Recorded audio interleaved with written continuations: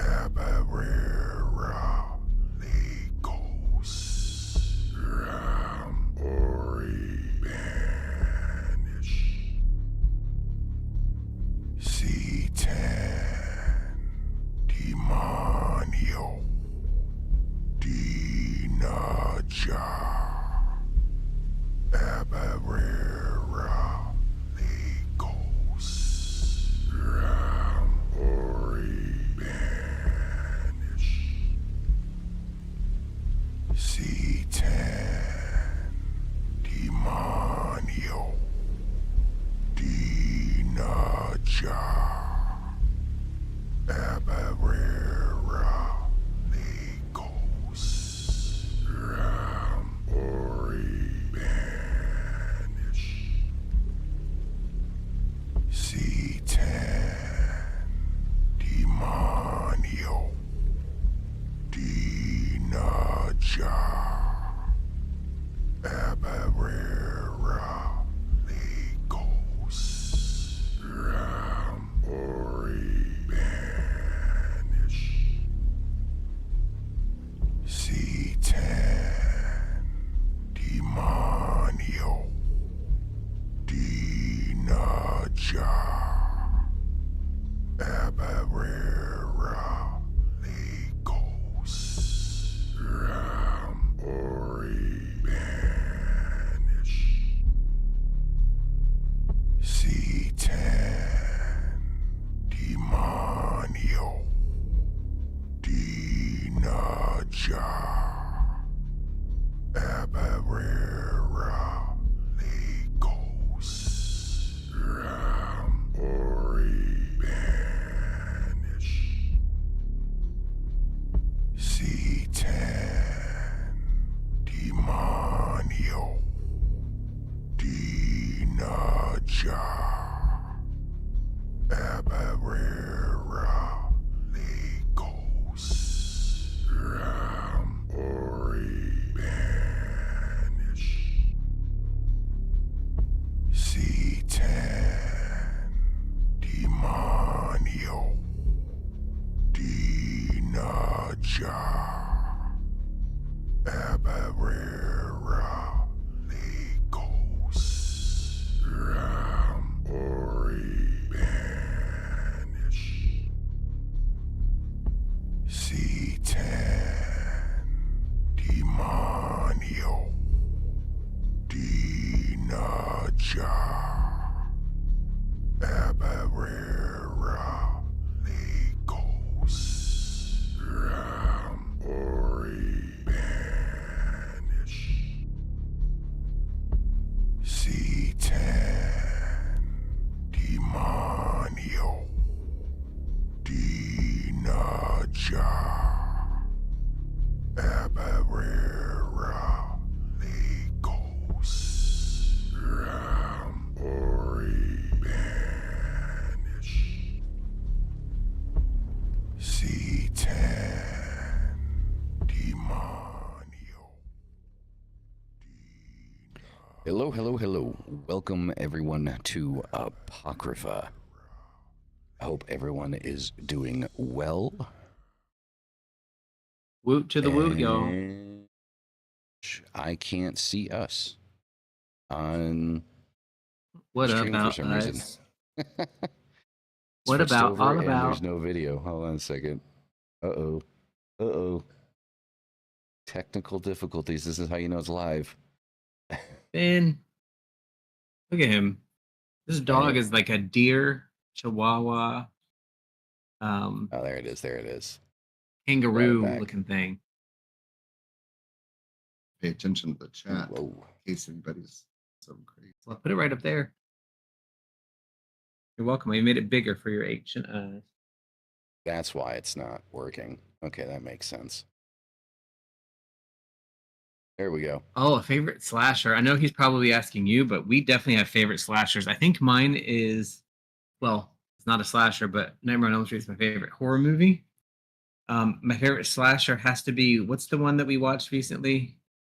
We watch all the terrible ones. It's like one of the oldest ones in the 70s. Remember, it's like very Michael Myers-ish. The one with the camper. Uh-huh. I don't know, but I have it on there. I'd have to look. I can't remember the name of it, but It's Moon something, I thought. no. There's three of them, and I can't think of it, but it's one of the. If you look up the oldest slasher movie series, Sleepaway Camp. Sleepaway Camp. Yep, that's it. Sleepaway I love Camp? Jason. Sleepaway Camp, yes.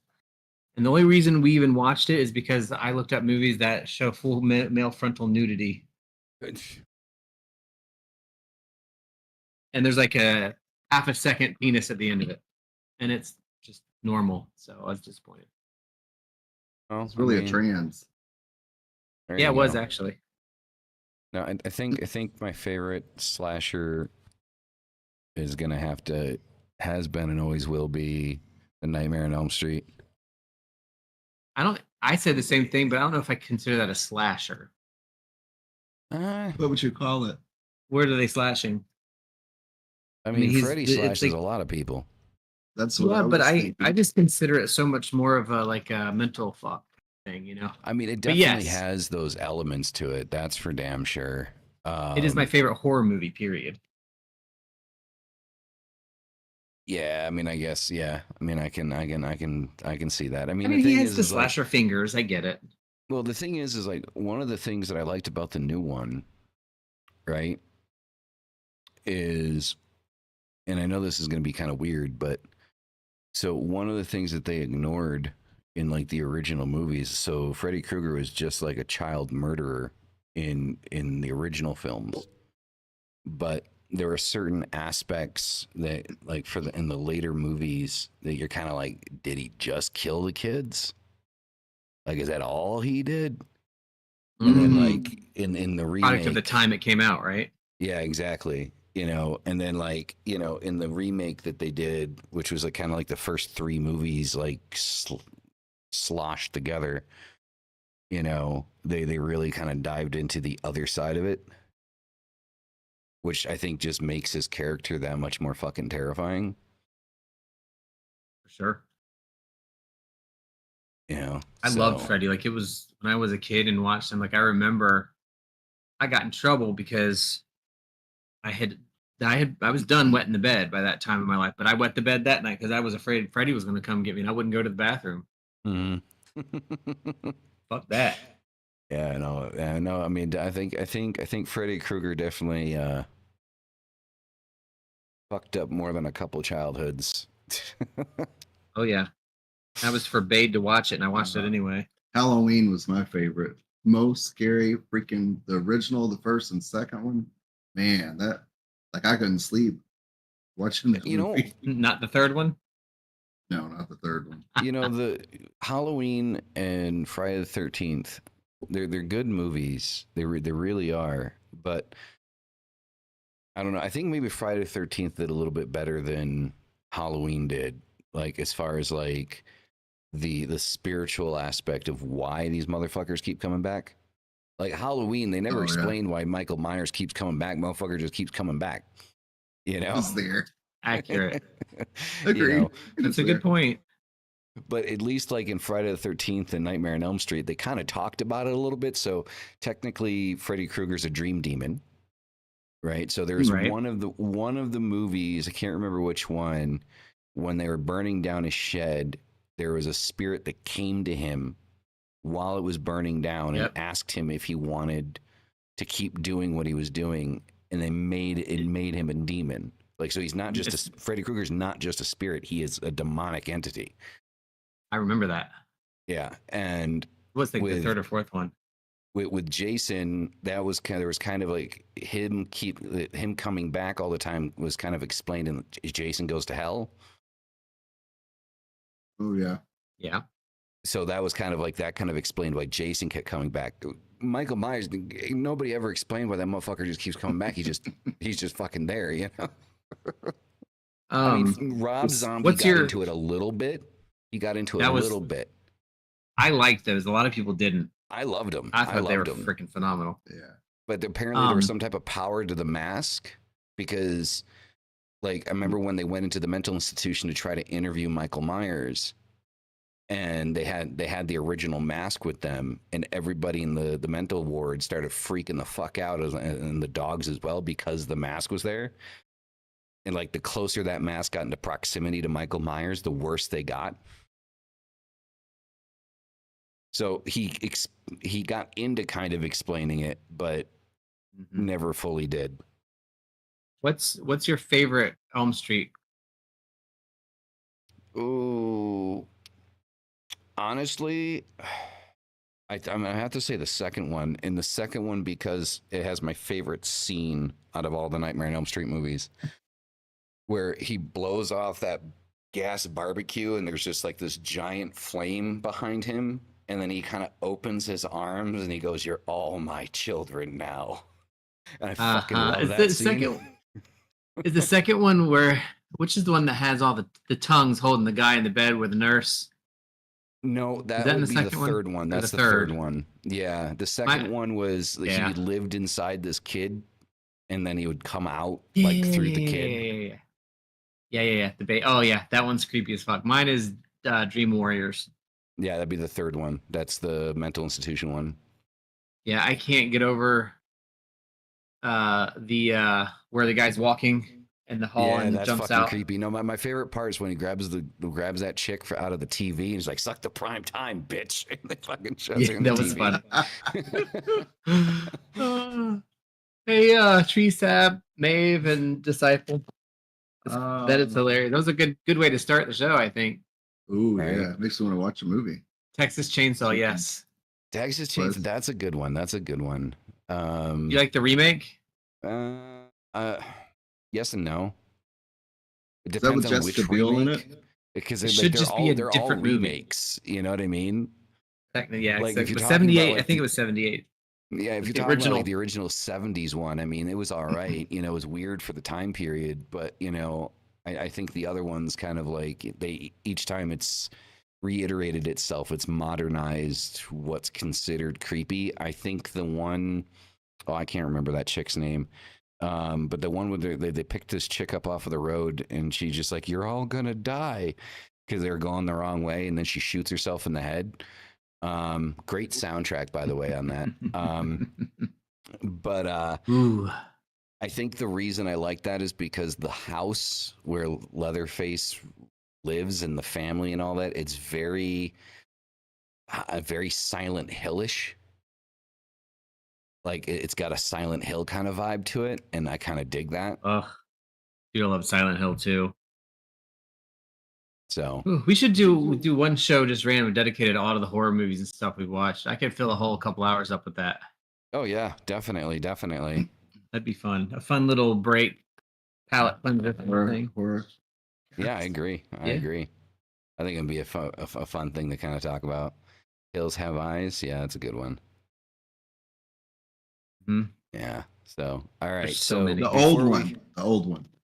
Before we start talking about today's topic, for those of you also that haven't noticed, Dyra isn't joining us this evening, or at least she may possibly join us later on. It depends on if her headache calms down before the end of the show. But she is currently laying on the couch, just kind of chilling out over there. I think she's still chilling out. Yeah, she's laying on the couch. So, she's got a headache, so it's just me this evening with Rook and Mystic. But before we jump into anything, as always, Mystic is going to do our weekly read for us. I don't know if this is going to work how I want it to. Nope, that's not going to work. So if you're wondering why the scenes aren't working, guys, it's because I got a new monitor. So my job got me a new monitor. Nice. So, Wasn't Yeah. ours? Shoot. I mean, so right now I'm running two 27-inch monitors, both are quad HD. So yeah, there we go. So even though it's technically the Mystic thing, both Rook and Mystic are on it because they're on the same camera. Ooh. So Want me to scooch? No. no, you got to scooch. It's a big area to cover. Again, this is how you know it's live, guys. Yeah, Oh my we God. we have our setup different too. Obviously, we're in our witch room, bringing you into a little bit of where we do our magic. This is where we do like our crafts, our magic, and we do our podcast from here and all that stuff. So we're surrounded by our comfort things, which is nice. Yeah, I mean, it's good stuff. It looks nice. I love your guys' setup. Your guys' setup is amazing. Yeah, I wish you could see more of it because, like, off to the side here, it's hard to see, but it's an entire, I mean, a full case of just herbs and oils and things from brim top to bottom. Herbs. Herbs. Herbs. Sorry. Herbert. Huh? She hates it when I say herbs. She's like, they're I know. herbs. It's like, no, it's herbs. Herb is There a is an name. H. Well, we don't have its top of the hour. The hour is 7 o'clock. I'm just kidding. I'm not going to do that again because I think we actually made her mad. I don't ever want to make her mad. No, I would not. Don't recommend it. I would not. So yeah, the tarot I'm using tonight is called Tempest Tarot. I'll show the cards when I get a second. I'm gonna pull and kind of read through them, and then I'll show you. Have to have Rook run them up to the camera like he did before. Yeah. Oh yeah. Okay.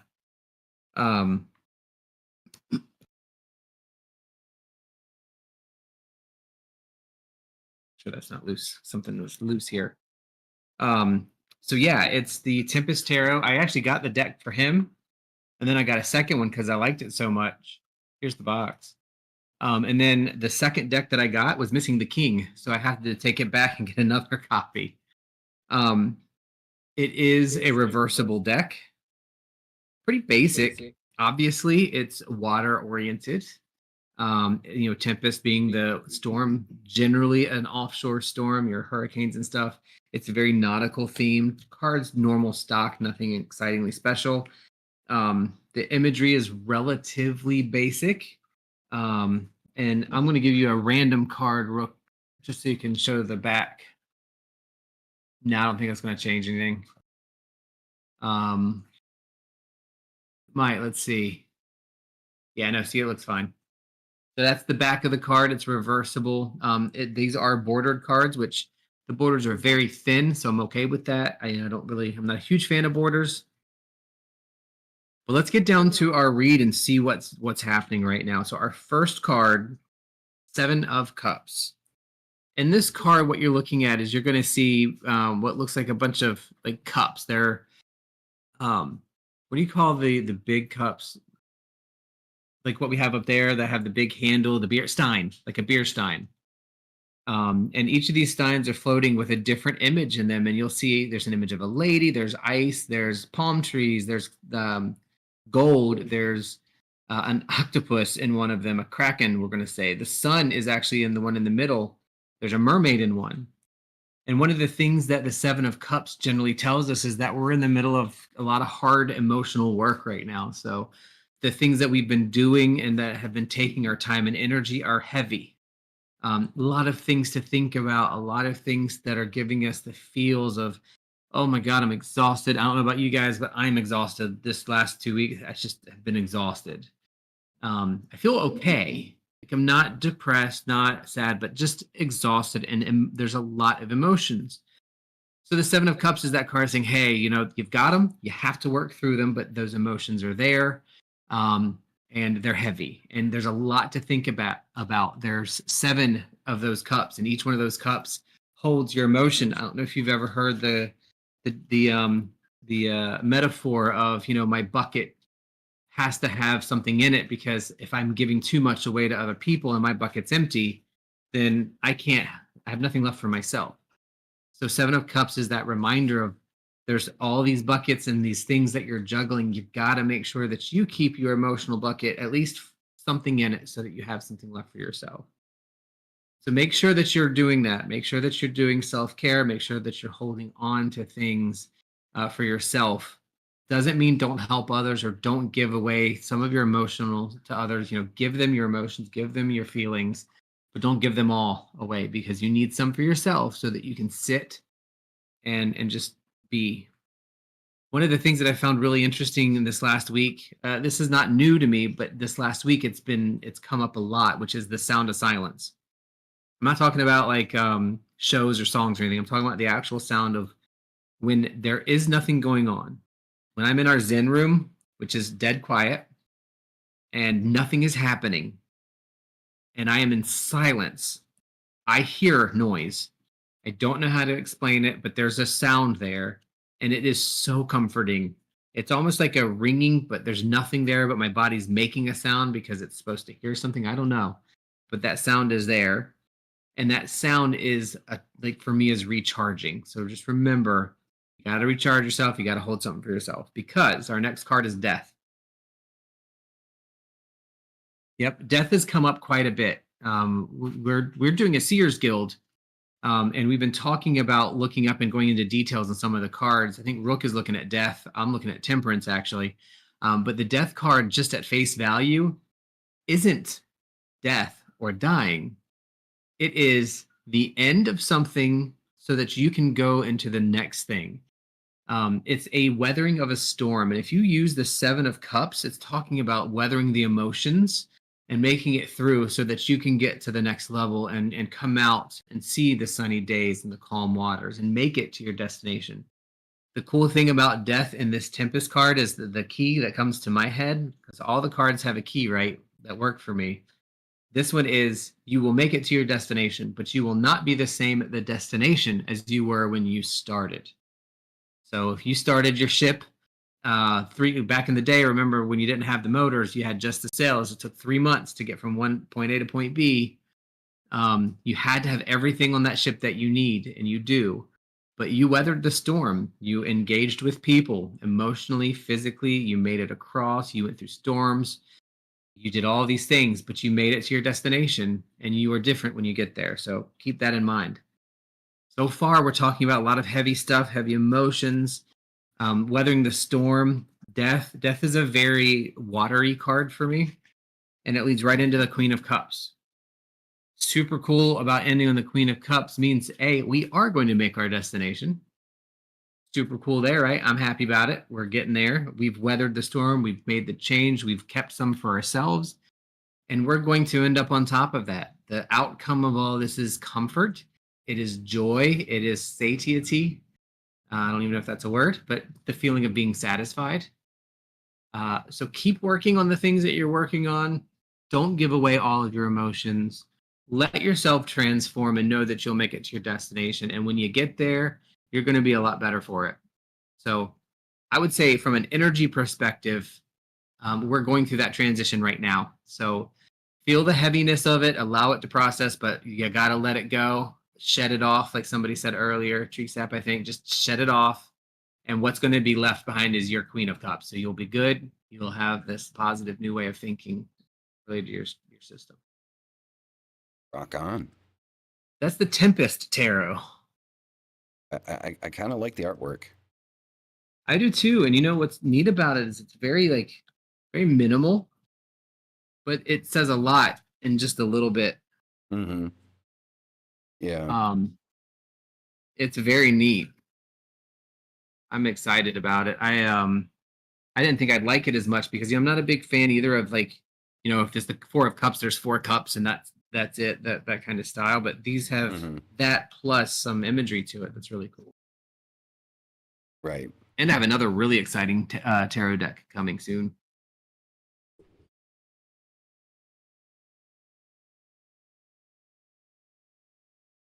That was good stuff, and like as always, it was on point. So good stuff. Yep. So getting into the topic this evening. So I'm like I said, I'm actually a little disappointed that for this particular topic, Dyra is not going to be joining us.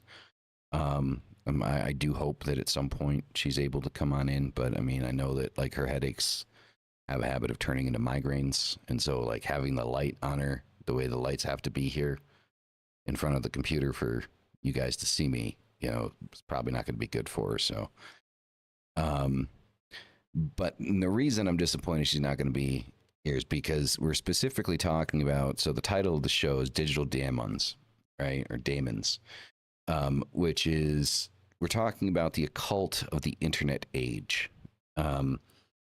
And there's a lot of things I want to cover tonight, as far as kind of like what we're going to be talking about. So there's most of it's positive, right? How I feel like the internet age has brought a level of legitimacy to the occult, to occult practitioners, to occult businesses.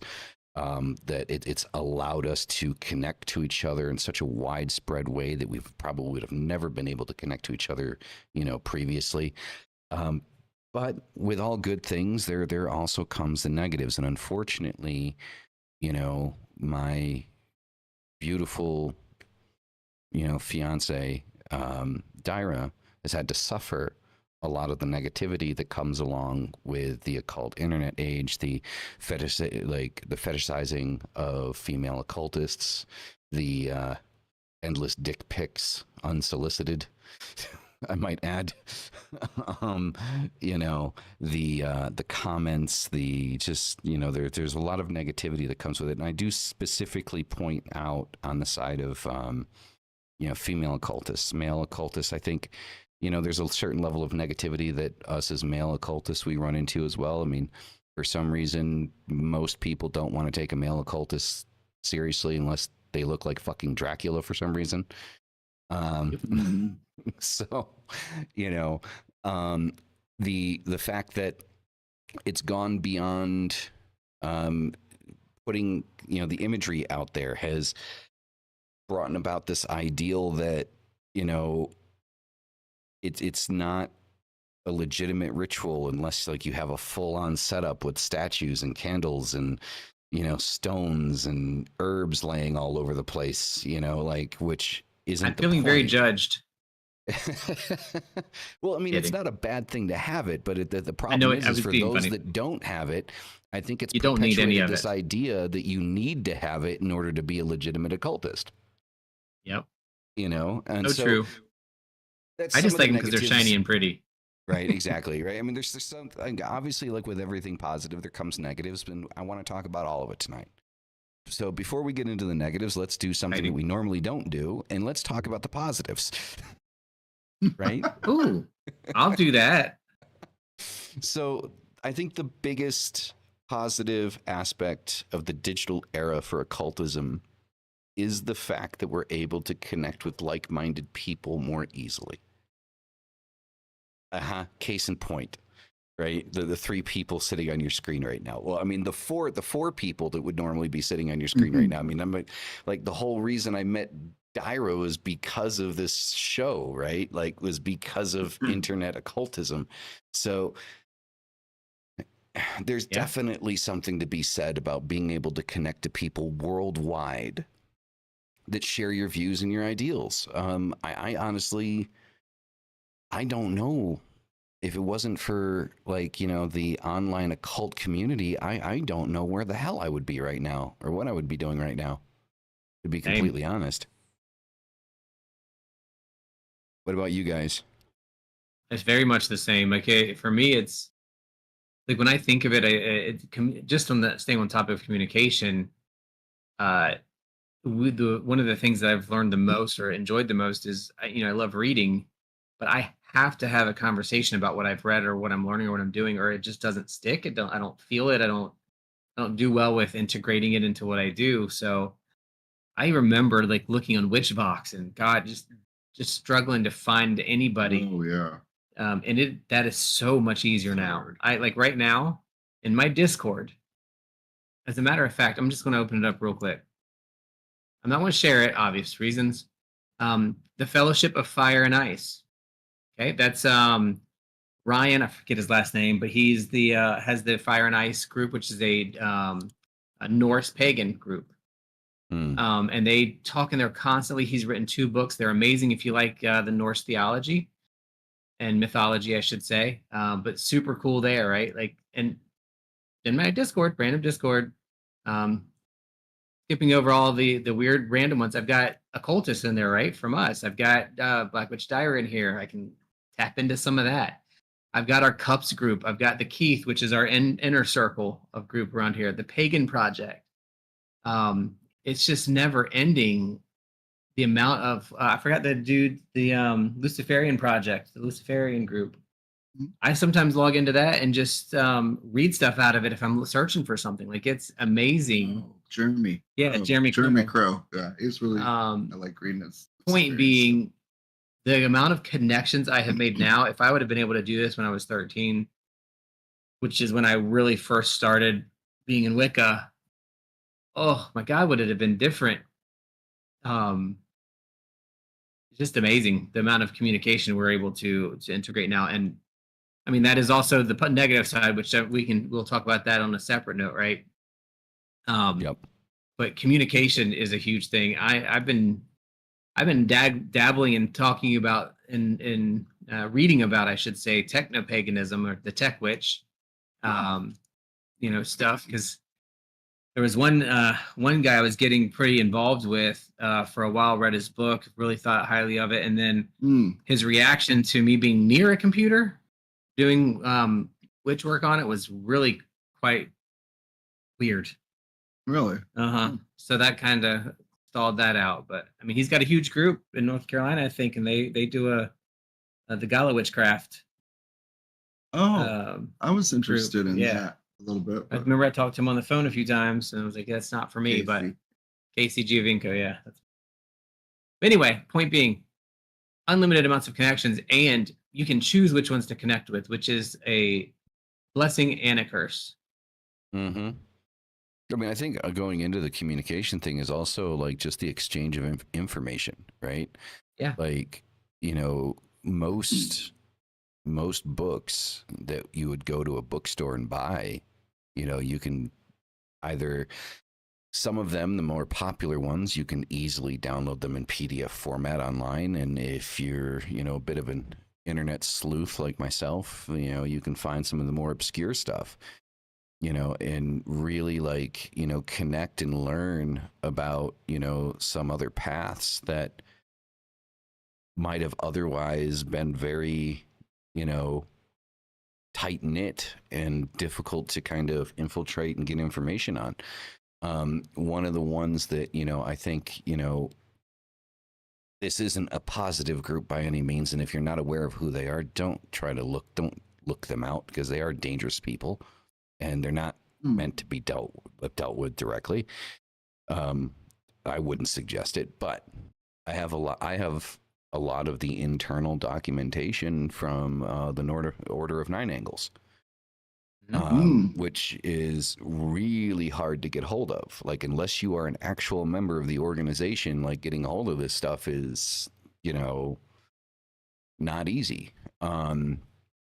And if you're wondering why I would have that type of stuff, if you're one of those people that don't understand what it is to just be informed, that's what it's for. I would love to know about it. It's information purposes. And I'm going to tell you, there's a lot of stuff in this, in their stuff that, it's kind of hideous and disgusting. But the fact that I'm able to, see what these people are about, what their organization is about, what they're teaching people, what's out there. It's something that, that exchange of information online, we wouldn't have had that before. If you weren't in a city that, had that group active in it, and you weren't, actively trying to become a part of that group, then, you're in a situation now where, you're not going to really know about it. And one of the things that I think that is good about this is how cults start, right? Cults work and move like in secrecy. And part of the appealing aspect of a cult, at least for some people, is the secrecy of the wanting to know, right? Can I clarify? Yeah. Secrecy of a cult. Yeah. Just clarifying. Because you could take that as secrecy of a cult. Yeah. Got you. Yeah. So I think that's one of the things that's kind of like appealing to them about them is, that aspect is you don't know what's going on. Like, is it legitimate? Have they found something that, nobody else has found? Chances are, like 99.999% of the time, no, they fucking haven't.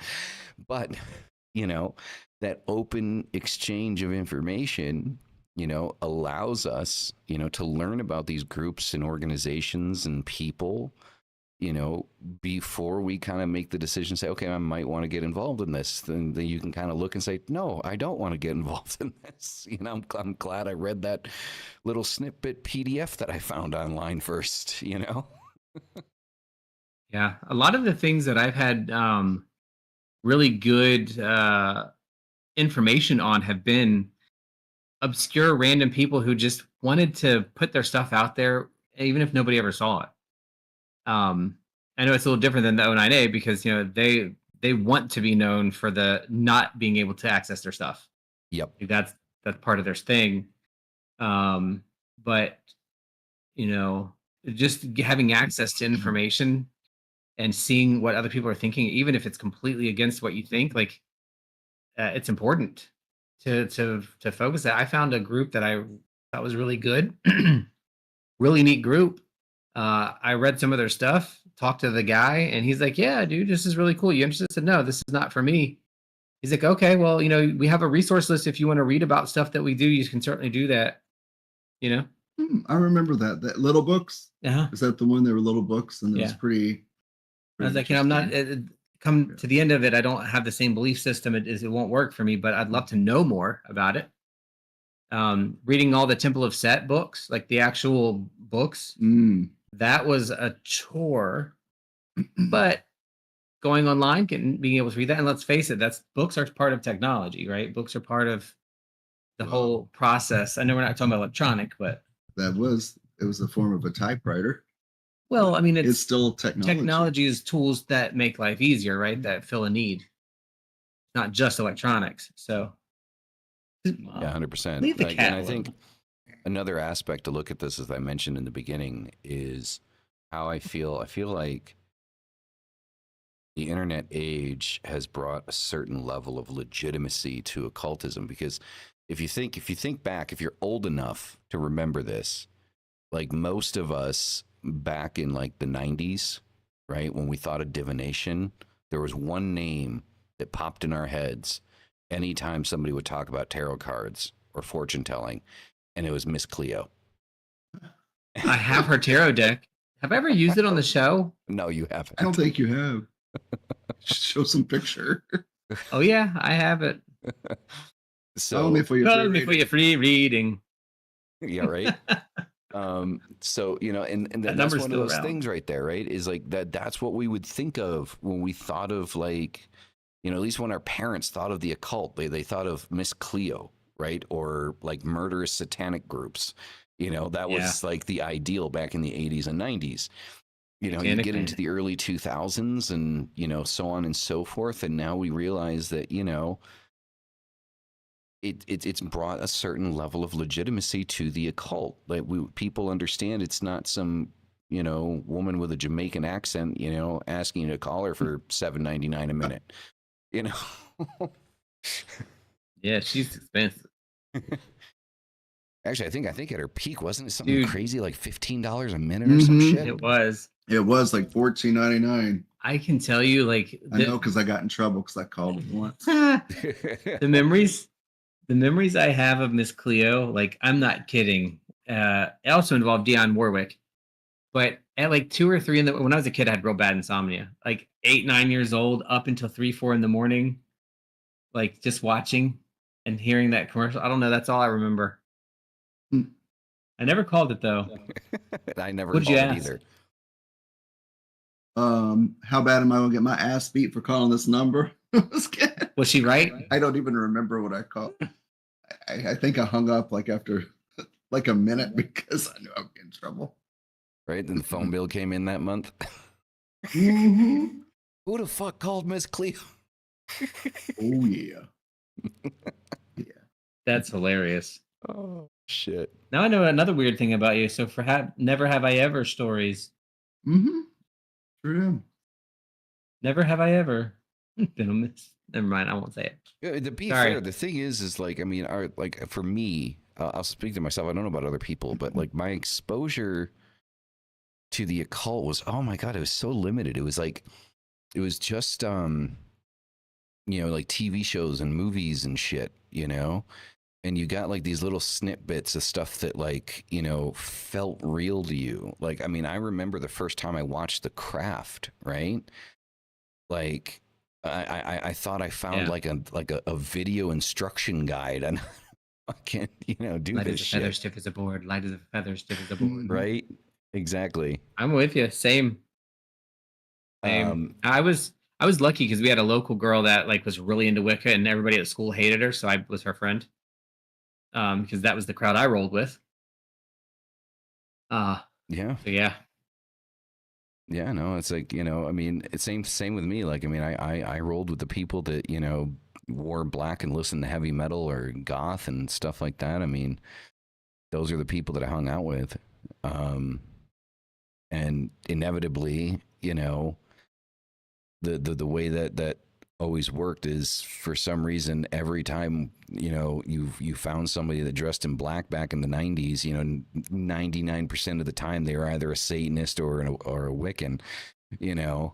And so yeah, I mean, we had our little group, and I remember back then, you know, we all had the same information, right? We all had the same ideas of how shit worked.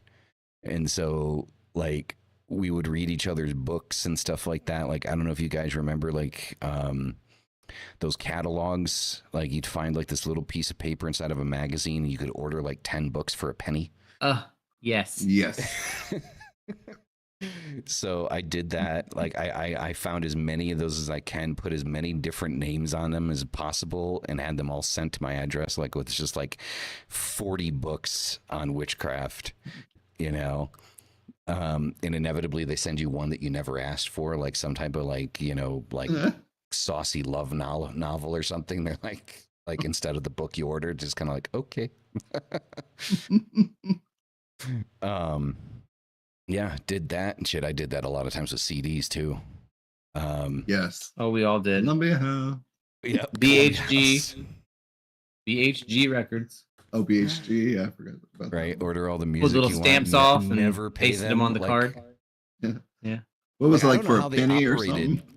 I don't know how they operated for so long because I don't think anyone ever fucking paid them. They probably got like, you know, they're so cheap to make. They had their collections department. They just get one person to pay and you got covered 10. That had to have been a really high producing collections department. But they didn't check if anybody was of age. Like they never checked. No, they didn't. You actually had to like, it was like a card or you actually had to check like boxes on paper, right? Remember, and send it in. Oh, I remember you had to cut the little stamps out and stick them on the little squares. It took like 8 or 9 weeks. I remember for the music, you had to put like the code in for like the songs that you wanted. Like, because they would have like a list of like the popular music that was out back then. And so you'd have to put in the code for the 5 albums that you wanted. That's how I got the Beverly Hills 90210 soundtrack. It's the right kind of love. It's the right. Sorry. You would order that. Oh, I did. I sure did. That's great. That's great. That was funny. Those are some good memories. My poor dad. But you know, I just remember, you know, that being the way that we got information, you know. And back then, I mean, most of the occult books are saying the same thing, right? We had no idea what the fuck the left-hand path was. I mean, most of us probably had like some inkling of it because we read the Satanic Bible in Barnes and Noble, you know. But none of us actually had the balls to buy it, you know, because it's not like it was an expensive book. It's like, what was it, like $8, you know, back then, $5, I think it was back then, something like that. Like, you know, so like none of us actually were brave enough to buy it because we knew that our parents would fucking kill us. But you know, the amount of times we would go into Barnes and Noble, I remember going in there reading the Necronomicon, reading, you know, the Satanic Bible and stuff. I mean, those days are gone, man. Like, yeah, I didn't read those two obviously because that came much later. But I read the Green. I think it was the Green Man's Path or Green Wicca or something like that. I can't remember. In some Scott Cunningham books. Back in the day, that was kind of like my jam. Yeah, the first one that I read was Wicca by Scott Cunningham, and the first one I ordered, I just remember it was a blue cover, and it was called Wicca. That was it. Like I can't remember like the author, anything like that, but it was, and it had decent illustrations in it to show like altar setup, stuff like that. It had like an herbology thing in the back of it. It was a pretty interesting book. Yeah. Celtic Well, Magic the by elec DJ Conway. I still have the Yep. original one that I had when I was like 14. I do too. I actually have our original on a lot of books. I think we talk about technology and stuff. I'm gonna hit one more thing on the book. Mhm. One of the neatest things that the internet has allowed me to do is learn about books that I would never have otherwise known. So, like, I have all of Sybil Mhm. Leek's book, even though my dog ate the cover off of one of them. Very interesting reads. Crowley, all those books that I never would have found if I didn't have internet. Like, that's how, you're able to get access. And then one neat thing that Amazon has now is these old books, like, well, not always that old, but some seriously old texts. You can now order from Amazon on demand print. So you go in, you order the book, they print it and send it to you for like $10. Yep. It's obviously not the original binding and all that stuff, but you have the information there, and it's that is technology and the ability to connect. But man, can we say enough about YouTube and what YouTube has done, good and bad, for the occult community? Yeah. I mean, I don't know. Like, I mean, there's something magical about like uncovering that shit by yourself. Like, I mean, I do say magical, like, because it felt magical. Like, going to a bookstore, finding a book, talking to somebody about, finding another person that was into it, and talking to them about it. And I think it's both a good thing and a bad thing that it's open. It's so open nowadays, because now it's one of those things where you're just kind of, there's not as much mystery surrounding it anymore. You can join endless amounts of Facebook groups, find your Twitter or your threads community that's into it, Discord servers now. And it's an amazing thing. It's a beautiful thing to have that, be able to have that information open to you, to anyone, and kind of grow that way. But at the same time, it's kind of, I don't know. For me, maybe it's because I'm just older now, and I did it the old school way. But it does kind of like I think take the magic away from it. Well, I think two things come out of that. One of them is everybody wants to be a producer, not a consumer.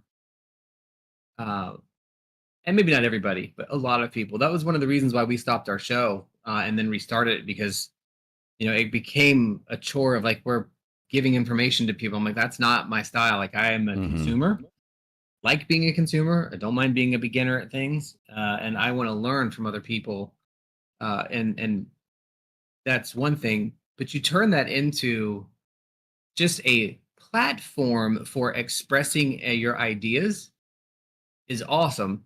And that's, to me, the right way to do it. The problem is the consumer on the other end, because, right now we're producing, right, the show. It's being produced for people to consume. The type of people on the other end, and I'm talking obviously about watchers, anybody in the chat included. Watchers? Like People that are lurkers? People that are lurkers. They're watching but not speaking. We're all both, right, at different times. The difference is, and I think this is one of the reasons why our probably our viewership doesn't grow huge, is because the people in here don't just hear what we say. They say something back. They practice their own practice. You're not just taking the information, like watching that She Who Shall Not Be Named, and just, oh, that's what that is. You have to take the information and do something with it. Technology can communicate and can give you the information, but before technology, you had to perform and experience the ritual, because when you read it, you just read it. To experience it, you've got to go through the whole thing. But now you can watch one. Yep. Right, and it's just like, that's great, and it's really good to do that, but you still have to go to the next step, in my opinion, and then experience that feeling. of producing or doing the ritual. So that there has to be a balance between consuming and producing the material. Yeah. And I think that's one thing that technology can mess up for us a little bit, but we can still choose to use it the right way and do something with it, which I think is fun. Yeah. And Igor in the chat asks, he's like, did anyone steal the Satanic Bible when we were kids from the library? So I didn't steal it from the library, but my first copies of the Necronomicon and the Satanic Bible I stole from a bookstore. So they didn't have any rules about going in there with your backpack or anything like that. And, you know, so the first copies of that book that I had when I was like 14, I stole them from the bookstore. I don't remember if it was Barnes and Noble or not. I don't think it was Barnes and Noble because that was a big store. Like there was a smaller bookstore in the mall that didn't have cameras in it. Yeah, that's hilarious. So speaking of, I think I stole a couple of books on Wicca from the library. Not insofar as like I stole them, but I took them without checking them out. I did return them, but I didn't want them to be on my card because, you know, I was on my parents' account, and I didn't want those books to show up on the list of read books. Right. I was really nervous about that, even though my grandmother didn't do well with it. My dad was like, "That's weird." Yeah.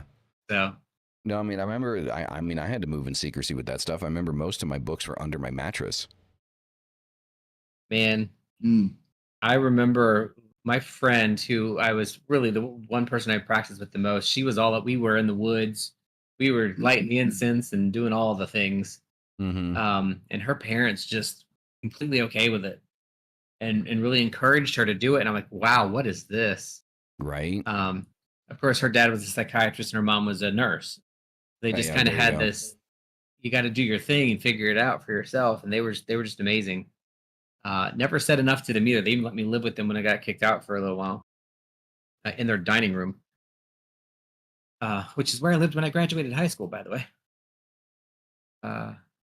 Damn, but like memory lane, huh? Yeah, seriously, just rolled down it. There's a whole, I'll tell you about, I'm not kidding when I will tell you the whole story that goes with that. It's not long, but you'll be like, holy shit, dude, that's an episode of Jerry Springer. Because, it involves all kinds of stuff that I'm not going to repeat here because the person that it involved was a minor at the time. And the other person was involved, went to jail for it. So I'm going to bring that back up. And plus, the person that it was involved is much stronger a person than I ever was. So, but I'll tell you about that. I haven't thought about that in years. Holy shit. Well, I mean that's why it's called Apocrypha, right? You know, dude. Yeah. So what I wanted to mention something that little tree sap said before I forget. Where she's like, I'm always, there will always be a part of me that wants to be in an occult secret society because of secrecy being so alluring. I cannot overstate this enough, and I will not be the one to lie and say it's not true for me. I absolutely agree with that. I want to be part of a secret society that does stuff and has their own secret set of rules and things. I don't know what it is about it, but it just makes you feel like you're doing something. Right? Yeah, definitely. But I also like being part of the bigger group too, like the bigger society. So it's to me, it's that feeling of belonging. And secrecy, it's an allure to it. Well, it puts you separate, right? Interesting. Yeah. Well, it also makes you think the reason it's secret is maybe because I'm doing something that actually works and is going to change something, or, you know, something's actually going to happen, you know?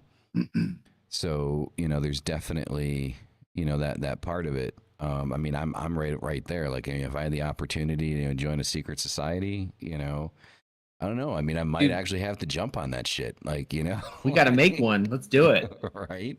Make one. Who wants to be in our club? No girls allowed. Into Lucifer, Igor. You know what? That is a back and forth that I have heard for a very long time. Like, anyone that isn't in the Freemasons will say that it's a satanic group, and anyone that is in the Freemasons will tell you that it's like it's all about God and this, that, and the next thing. So honestly, who the fuck knows? Like we have a Freemason with us. I'm not going to mention his name, but there is a Freemason. There is somebody that I know that is that is like in a lodge. You know, Nice.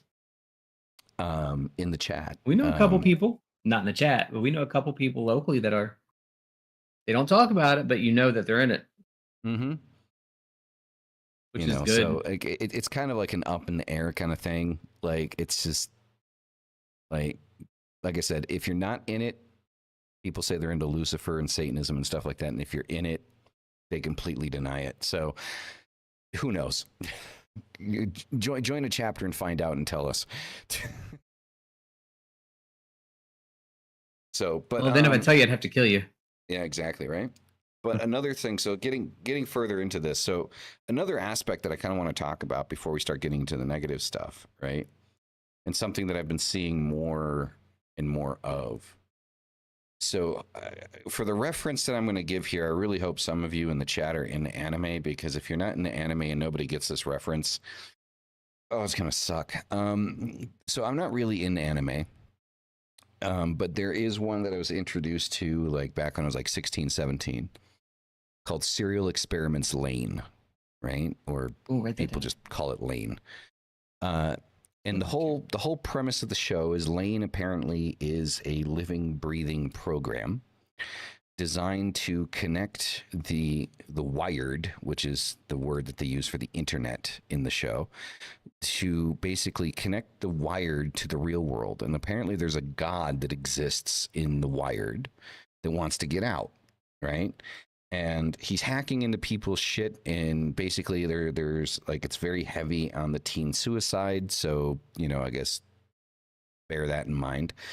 But this whole idea that he hacks into people's stuff and makes them fully believe that they don't need their bodies, and that when they die they go into the wired, right? And this is backed by the idea that there's a couple of people in the show that jump off of a building, quite literally, and then still end up texting people, right, that they were friends with in high school, because quote unquote they're not dead, they're in the wired. And the few people that I've shown this anime to, there's a friend of mine way back when we lived together in a studio apartment, and I had him watch it one day, and I went to work, so he worked from home, or didn't work, or he got money somehow, I don't know. And I got back home. He watched the entire 3 seasons of Serial Experiments Lane in the whole day that I was at work. And I get home, and he looks at me and he goes, he's like, I had to smack myself in the face. I'm like, why? He's like, why? Because when I finished watching that fucking thing, I was literally sitting here going, maybe I don't need my body. No, bad thoughts, you know?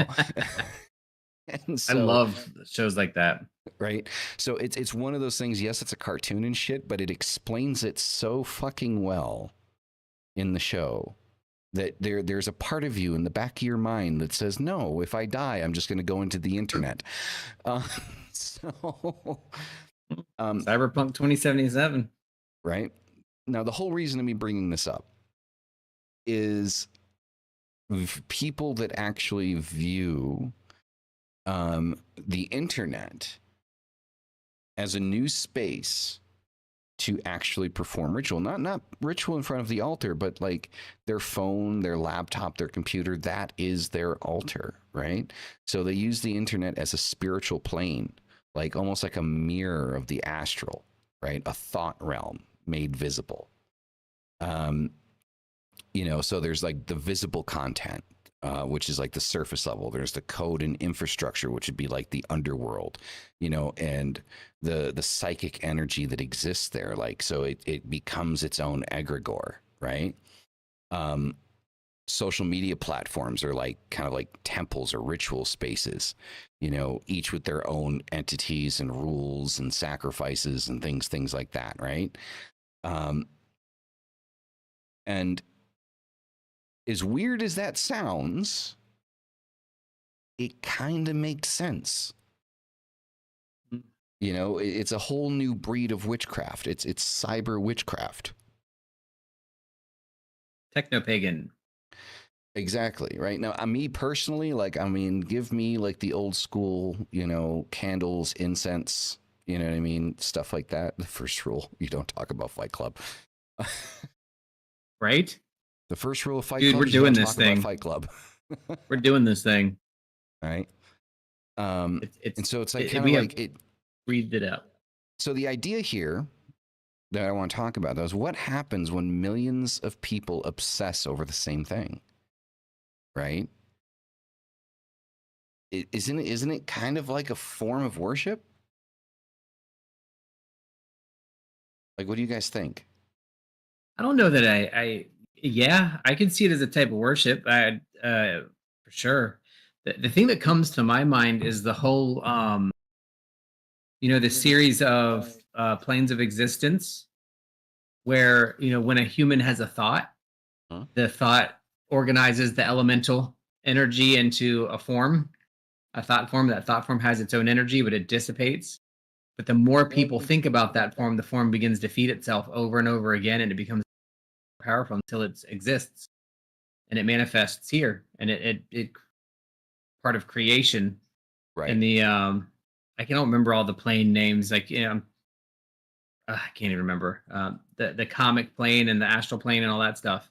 So it just pulls all that energy in, and the more and more you feel it, it's not mass delusion, which I think some people would say is what it is. It's you create something that's real because you believe in it so much that it's real. Do you think that like online spaces could be like for some people maybe that ritual space, like unlike us that have like a physical What makes it any different than the light body experience with the sacred grove? It just, instead of in your mind, it's in code.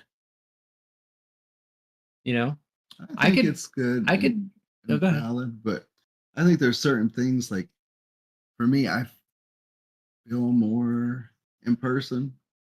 Like for example, I've been attuned two ways to Reiki. One was distance and one was in person by, I hate to say this word, by an older witch, but she had a lot of power. And I personally felt a lot more when I had direct access to her energy. But I think online is valid. It's just for me, felt I get that. I think more there's powerful. definitely a power in person, but my brain just goes right to, I could commission an artist to paint the sacred grove that I have in my head that I go to anytime I meditate. That makes it a painting. And then I can take a picture of it that makes it an optical picture. And then I can digitize that picture. It's digital. It carries the same weight in all of those forms to me. So why would an internet chat room or an internet meeting space or a certain connection time or a certain entity that's created on the internet not be the same thing? It's just, instead of in my memory of my imagination of creation, it's coded in a website somewhere. Well, I think the interesting thing to look at here is like, I mean, we look at situations. Are you Never guys thought of it that familiar with? Are you guys familiar with the Slender Man case? Oh yes, absolutely, 100%. So We've read about it, watched it, the whole 9 yards. Yeah, so I think that is like a very good example of like the whole egregoric aspect of creating an entity. Sure. Yeah, that can influence people to do certain things. I mean, like there's these two girls that young 14-year-old girls that were very impressionable and obviously had some issues, and a scary story online, a creepypasta. Yep. Influence them enough. You know the story, Brad? Sorry, to kill another girl, or at least attempt to. I don't know if they actually succeeded. No, they killed her. She they died. did. Okay. So yeah, I couldn't remember if they succeeded or not. And so I mean, I think that is a testament to the egregoric power that exists online. I mean, and in modern times, and this isn't necessarily a stab at EA Coetting, but EA Coetting, indirectly, created a situation in England where, a young man decided to, write a contract to a demonic entity and offer. I don't want to say sacrifice because that's not a sacrifice. He didn't That's sacrifice shit. yeah, exactly. Wanted to offer other people's lives in exchange for, winning the fucking lottery. So it's a testament to how not just a story or a thing that doesn't exist, but even us as people, as, personalities online, we can create and influence other people to do things, which is one of the reasons why, Apocrypha, the point of this show has always been to influence positivity as much as possible because, please don't go out and kill somebody. Right. It's never a good idea. We can go into that topic. I mean, we did in the past a couple of years ago. But I think that is a really good example of a couple of things. One being, yes, I think this is absolutely a result that you get or you can get from that. And that, Slender Man is real because it was created and it manifested and that energy drove people to do something. Mm-hmm. That's a little bit different. Like when you think about the EA quitting thing and how much responsibility does one bear to that piece of it, which I know that's not our topic today. Yeah. Ultimately, though, the result was the same. Mm-hmm. I personally cannot see any instance where I would hold somebody accountable for that. That didn't. The person who did it is the person who's responsible. And period. Absolutely. But I agree. But we do have some responsibility to kind of be careful what we say too, because the people that follow and people that are engaging with people in the cult are often depressed or sad, or that people were starting to bring up a couple of his books where he had talked about human sacrifice and things like that out of context, right? But the thing was though is I've read those texts and it doesn't directly say, hey, go kill people. It doesn't say not to, but it talks about it, I think, from more of a historical perspective, from what I read. But yeah, if somebody go ahead. Sorry, I think I don't know if it's me, but my headphones keep cutting out. It feels like you're stopping, so I'm going to shut up for a second. I mean, it might be. I don't know. It might be also I got the sensitivity on my mic almost cranked, so yeah. But yeah, there's definitely. I just think. Staying on topic, it's. I don't want to say, like I said, I don't want to say that he's responsible for it, but I think that he indirectly, opened up a pathway in somebody's head, to try to connect to something else, and then went forward and did something, being influenced by that, right? And then it's the same thing with those girls with Slender Man, and those aren't the only examples. Those are the only examples I can think of off the top of my head, but it's not the only examples of something like that happening. Yeah, I think, by the way, my headphones weren't plugged in all the way. That's why. They're fixed. There you go. So yeah, I think those two cases, just using those as examples of how technology can be, can help us humans, because everything's human created, right? We make all the things that exist of this nature, not all things, but you know what I mean. Mm-hmm. That gentleman, whatever you want to call him, that sack of shit that killed those two women, would have done that without anything that E.O. Quitting ever wrote. Mm-hmm. The two kids, the two little girls that did it, when I call them little girls because they were 14, I don't think they would have. But there's a missing piece in there somewhere where there's a responsibility of, how they were brought up, what values they had. And I'm not trying to blame parents because I don't think you can always blame the parents. I think some people were just rotten. Mm-hmm. But I don't know that. And I remember watching their case. I don't remember them being rotten. There was something missing there. Well, the thing was, if you watch the documentary on it, at least one of them legitimately seemed terrified of the prospect of Slender Man killing her family. She was scared. She felt bad. You could tell she had remorse. She's like, they didn't know better. But point being, from a technology perspective, that's one of the things that come up. But I think those things would have been just as probable and possible without technology. That story could have been said at a campfire, you know. Mhm. Yeah, So I 100%.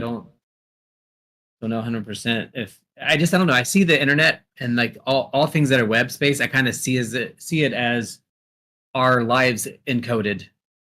Mhm. So it carries the same weight to me. Oh, and so kind of moving forward here into kind of like some of the other negative aspects here. Um, one of the things that kind of depressed me, um, uh, and I don't consider these people part of the community, but the people that like to fetishize, as particularly like female occultists, uh, they like some of the comments that I've seen made towards Dyra online are just absolutely despicable. I mean, some of them not so bad, but still in the same vein of like the idea that they don't really give a shit that she's an occultist, but they care that she's a female occultist and that she's attractive, and therefore it it just, I don't know, like I feel like the advent of putting the occult online has made certain aspects of the occult overly sexualized, and it leads to people being misunderstood, being mistreated, being harassed, and it's rather despicable. And I think this is one of the things that happens, like when you put anything online. I mean it happened with the goth community, right? Like goth was like a unisex thing, and now, like, I mean, just go to Google and type goth clothing in Google, and the only thing you're going to see is a bunch of scantily dressed women in dark attire, and it's it's sad to see that these Like, things occult clothing is not a black bra. yeah, right. It's like it's not turned into it's just been turned into like this fantasy, instead of being appreciated for what it is. And I think that that's something that the internet has done. What do you think? I think I think the internet might make it easier, but I think that's a thing, has always been a thing and always will be a thing. That's a thing that men do, you know. Yeah, no, it is.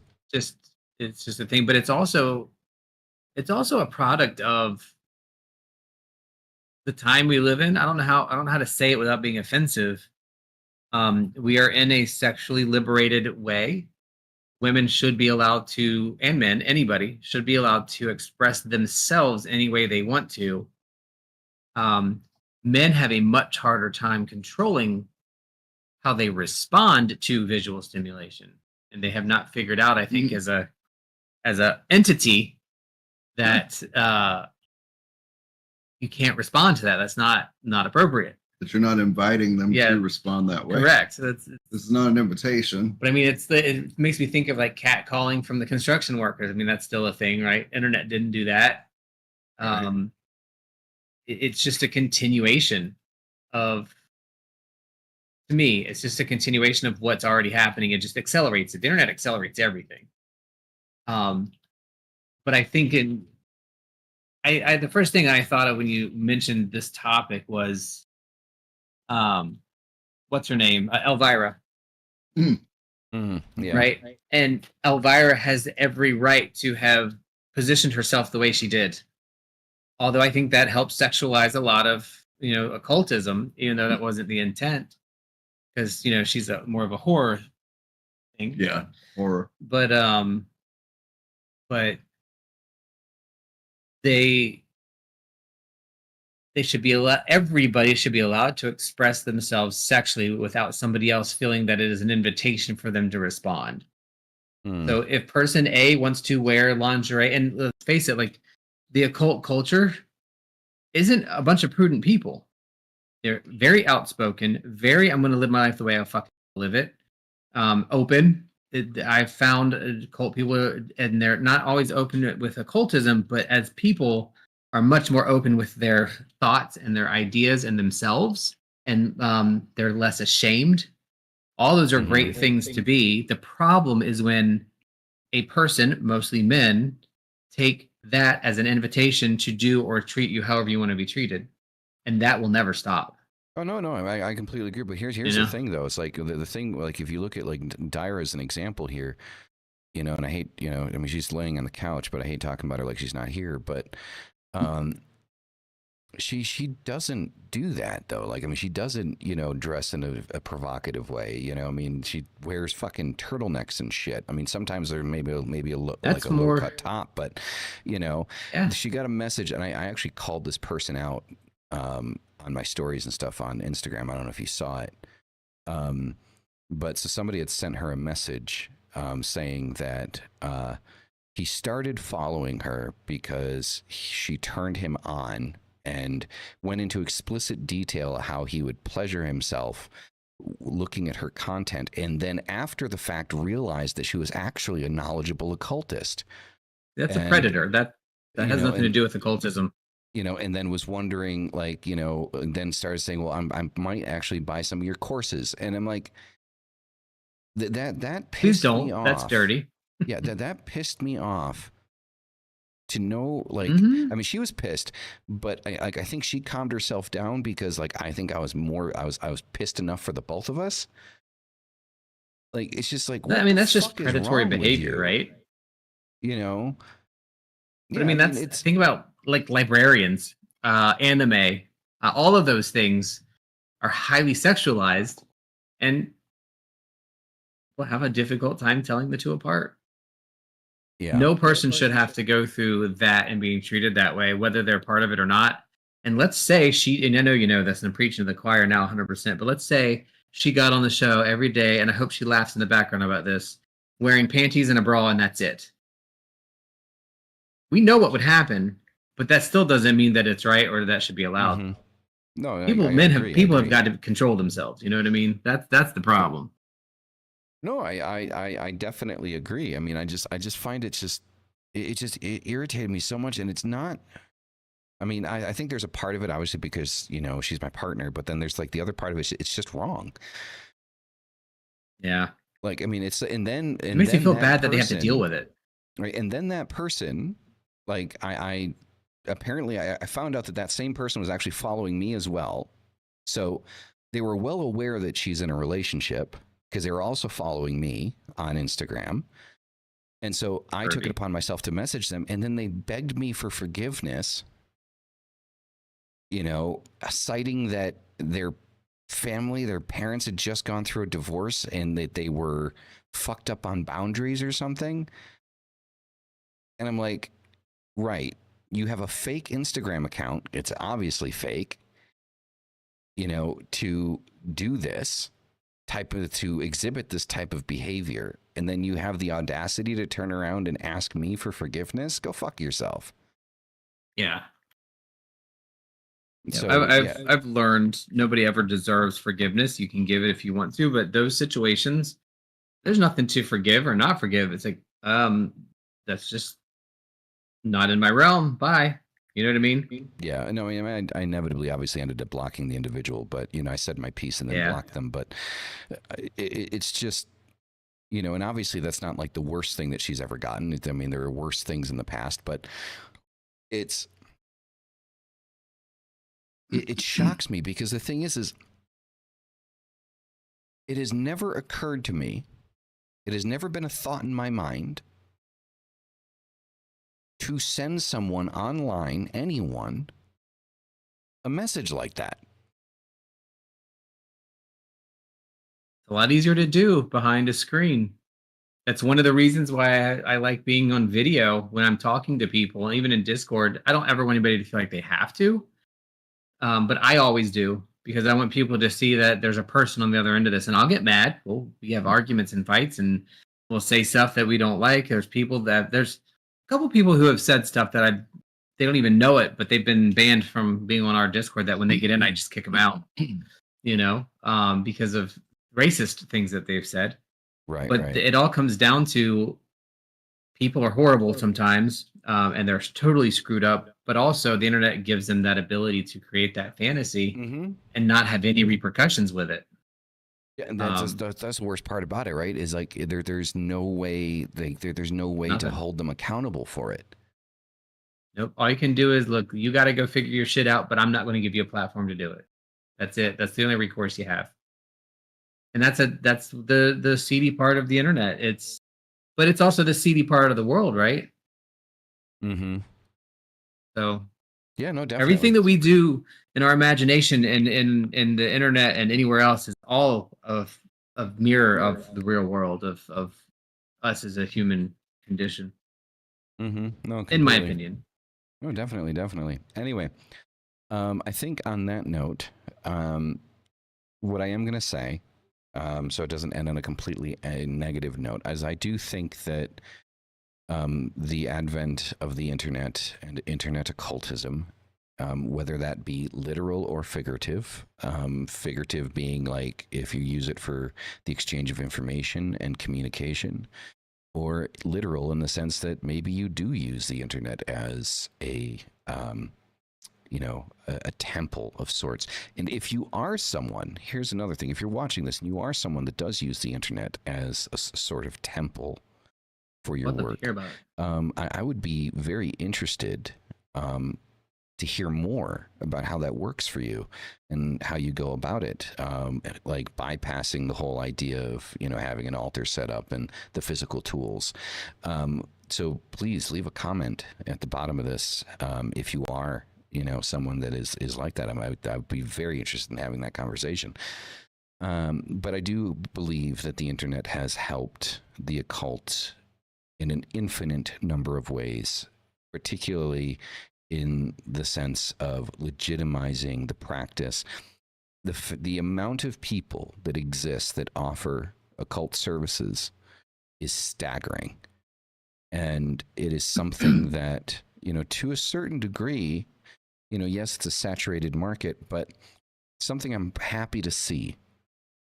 I'm happy to see, so many people offering readings and ritual services and spell services, because it's allowing us to open the community not just to occultists themselves, but to those that seek our ability, right? The people that believe but don't want to practice and wish for others to practice on their behalf. For those that want to believe but need to have a conversation to learn more before they can. So I do believe that the internet has done amazing things for the occult. There's obviously some negative side effects, but that's true with anything. So, Mystic, Rook, do you guys have any final thoughts? Yeah. My final thought would be every individual has the right to worship, believe, try, do whatever it is in any manner that they wish to do, just as much as the next person has the right to tell you to F off. Yeah. Especially with technology. Yeah. You do something I don't like, you're blocked. We're done. That's my world I'm creating on there. And remember that when your internet footprint, your Facebook, your digital media, your social media, all that stuff, it's yours. You curate it. It doesn't have to be this everything of your life. It is a curated event and process. And so curate it to have the stuff that you want and you have in it. And then, try to be a producer sometimes and try to be a consumer sometimes. Definitely. Rook, what about you? I think I came into paganism at a later age, around 40. And around 2017, I didn't know anybody except for Mystic. I had some things where I worked up in my office, I think like a sage or a stone, and then a selenite. And a visitor walked by and said, "Oh, what's this?" and started talking to me about it. They invited me to the Unitarian church here and the pagan group, and then it just grew from there. And the internet was part of that. Like you guys said, being able to network. Because around that time, I was online. I don't know if you remember just searching. Was it Witch Fox? Was it the one? There was nothing I could find on there. Nothing. No local events or went and called the person. It was like old info. So I think for me personally, the online area has helped me a lot with connection and stuff. But some things for me, I like doing in person. Nice. Nice. Well, I'm glad. I'm glad that, like, I mean, and obviously, like, guys, like, right? I mean, Mystic, Rook, myself, Dyra, like, none of us would have met without the internet and without, you know, what we do online. I mean, I was doing free tarot readings on Twitch, you know, when I met That's Rook, so funny. you know, Rook and I remember. Mystic. So, which, I mean, there's a part of me that's thinking about going back to that, but on YouTube, you know, maybe doing like a half an hour free reads, you know. We say it every time. Every Sunday on our show, we're like, we're gonna do tarot, and we have not yet. That'd be nice if you did that. Well, I mean, the thing is like I think the thing that I run into, like, I've been trying to get Satan and Coffee up and running during the week, like regularly for like the last 2 weeks, and I think the problem that I run into is, you know, I got a baby on the way. You know, I have an 11-year-old son. We're trying to put the house together, get as much in this house, you know, Life's as happening, possible, man. you know, before the baby gets here. So, you know, there's just like a lot that needs to be done, you know, before, you know, everything else. So I have a lot of ideas, but don't really have the fucking time to put them together, you know. I do promise, though, eventually Satan Coffee will become a regular thing during the week. It's just, you know, getting there. So be patient with me and, you know, keep an eye out for it, right? So with that being said, everyone, I think that we're going to end it there. Thank you all for being here. You guys are fucking amazing. You're the reason we do this. And as always, hail thy fucking self. In the next one, peace the fuck out.